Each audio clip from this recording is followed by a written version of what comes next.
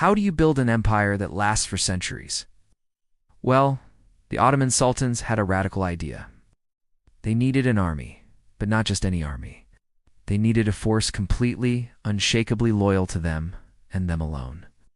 An army that wouldn't get tangled up in regional politics or family feuds. Their solution was both brilliant and brutal. The Janissaries. Imagine this. You're a young boy, maybe 8 or 10 years old, living in a Christian village somewhere in the Balkans. One day, Ottoman officials arrive. They're looking for the strongest, brightest boys, and you're chosen. This was the Devirum, the child levy. You're taken from your family, from everything you've ever known. You'll likely never see them again. You're brought to the heart of the empire, Constantinople. Here, your old life is erased. You're converted to Islam, given a new name, and begin a life of intense training and education. Forget your native language. You learn Turkish. Forget your old faith. Your new life is dedicated to Islam, and above all, to the Sultan. You are raised in a strict, almost monastic environment.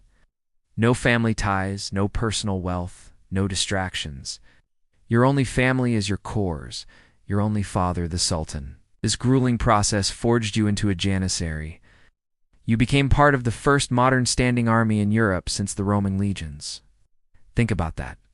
While other European kings were scrambling to gather feudal lords for a fight, the Sultan had a professional, disciplined, and permanently ready fighting force at his command.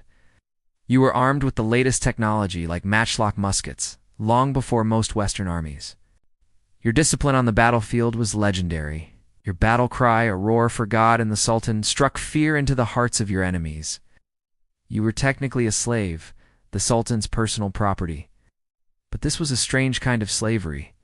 Janissaries were the elite. You received a regular salary, a pension, and the best of everything. You were the tip of the Ottoman spear, the force that conquered vast territories from Vienna to Baghdad. Through merit, you could rise to incredible positions of power, becoming generals, admirals, even grand viziers. The second most powerful man in the empire, from a captive boy to a kingmaker. This slave army became the empire's greatest weapon. But as their power grew, so did their ambition. They became so influential that they could make or break sultans. It's a very force created to ensure the sultan's absolute power would eventually become the greatest threat to it. A fascinating paradox we'll explore next time.